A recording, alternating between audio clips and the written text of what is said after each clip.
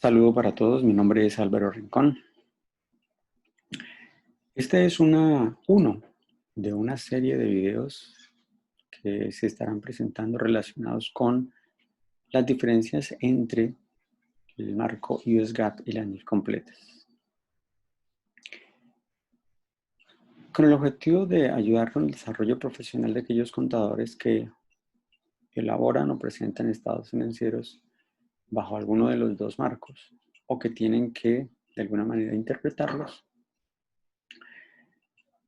Y vamos a empezar con la parte más básica y luego iremos contemplando aspectos mucho más complejos.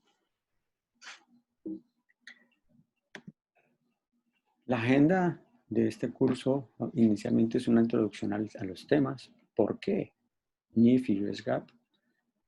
¿Cómo va el proceso de convergencia? ¿Cuáles son las similitudes generales entre los dos marcos? Y por último vamos a hablar de las diferencias entre US GAAP, NIF en cuanto a activos, pasivos, ingresos ordinarios, gastos y la presentación.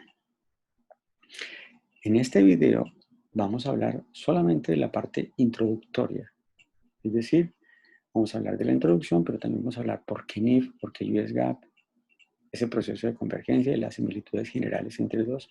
Y en otros videos hablaremos de las diferencias ya en los diferentes temas. Hablemos primero qué quiere decir US GAAP y qué quiere decir las siglas de NIF o IFRS. Los US GAAP son las normas o los principios de contabilidad generalmente aceptados en los Estados Unidos, es decir, los United States General Accepted Accounting Principles, y las NIF son las normas internacionales de información financiera o International Financial Reporting Standard. Las US GAAP es un marco generalizado usado por las compañías de los Estados Unidos o que cotizan en Wall Street.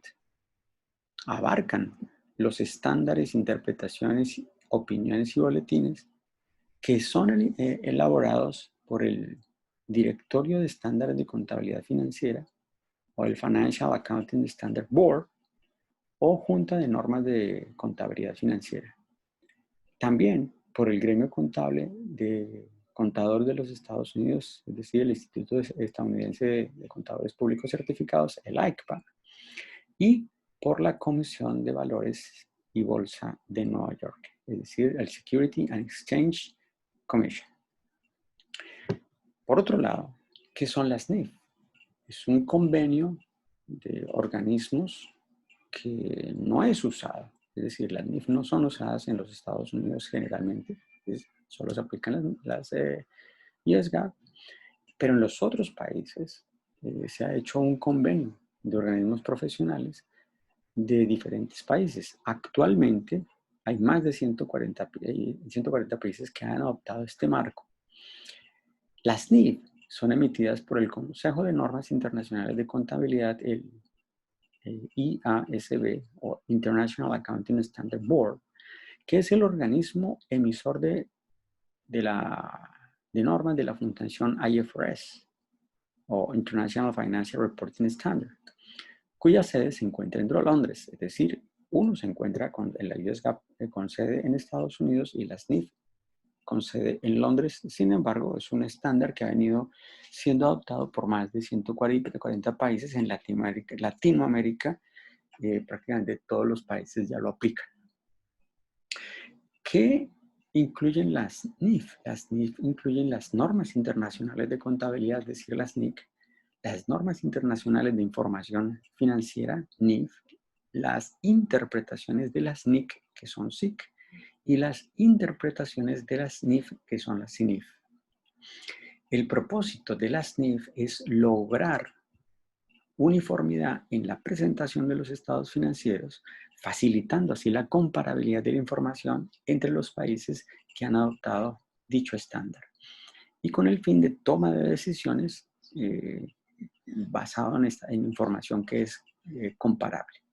Actualmente, si hay un estado financiero que ha sido elaborado bajo las US GAAP y otro inclusive de la misma entidad que haya sido elaborado bajo US GAAP y bajo NIF, van a encontrarse diferencias importantes en reconocimiento, medición y revelación de los estados financieros, de los componentes de los estados financieros.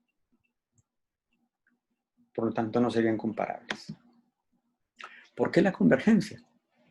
Porque existen empresas o entidades con sede en Estados Unidos que son matrices y que elaboran estados financieros bajo la US GAAP. Sin embargo, tienen subsidiarias y tienen operaciones en el extranjero y que esas subsidiarias posiblemente, como están fuera de los Estados Unidos, elaboran sus estados financieros basados o bajo norma NIF. Entonces, pues obviamente es importante conocer esa convergencia.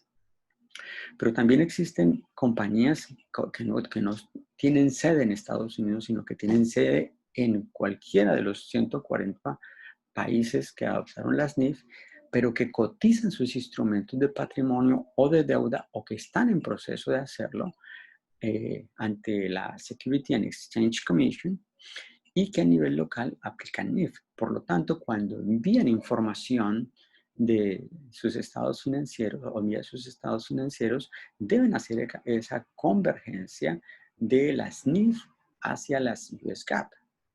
Por otro lado, aquellas compañías que están en proceso, no que ya se inscribieron, sino que están en proceso de inscribirse ante la Security and Exchange Commission, la SEC, que elaboran y presentan sus estados financieros bajo NIF, pues entonces también tendrían que hacer esa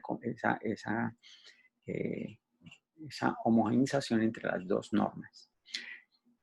Y existen inversionistas, ya no compañías, sino inversionistas y también otros usuarios de la información que requieren comparar estados financieros para toma de decisiones y que los estados financieros han sido elaborados bajo US GAAP, pero necesitan entender,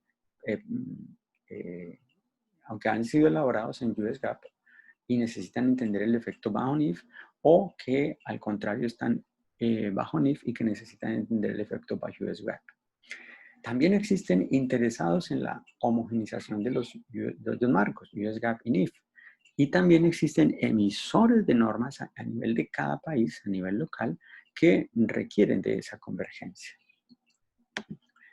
¿Cómo va el proceso de convergencia? Desde hace ya prácticamente 30 años ha habido un proceso de convergencia. Las diferencias han disminuido para algunos temas, pero se han incrementado en otros temas. Desde 2002, por eso hablamos de ya casi 30 años, el International Accounting and Standard Board y el Financial Accounting and Standard Board emitieron un memorando de entendimiento que establece prioridades e hitos a ser logrados en grandes proyectos conjuntos para mejorar sus estándares y buscar una convergencia. Ha habido convergencia importante en temas como combinaciones de negocio y reconocimiento de ingresos ordinarios. Sin embargo, aún se conservan diferencias importantes para temas tales como instrumentos financieros y la medición subsiguiente de herramientas. Recordemos que recientemente ha habido cambios en el reconocimiento y medición y revelación de contratos de arrendamiento bajo la norma NIF 16. Recientemente ha habido también pocos avances, o sea, no ha habido muchos avances para encontrar soluciones en temas de convergencia. Ese tema está un poco,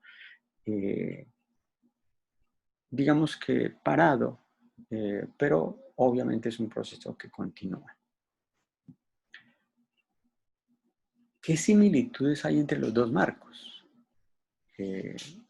En ambos marcos, por ejemplo, los componentes de una serie completa o un conjunto completo de estados financieros incluyen el balance general, el estado de resultados y el ORI o estado de resultados integrales, el estado de cambios en el patrimonio, el estado de flujo de efectivo y las notas a los estados financieros.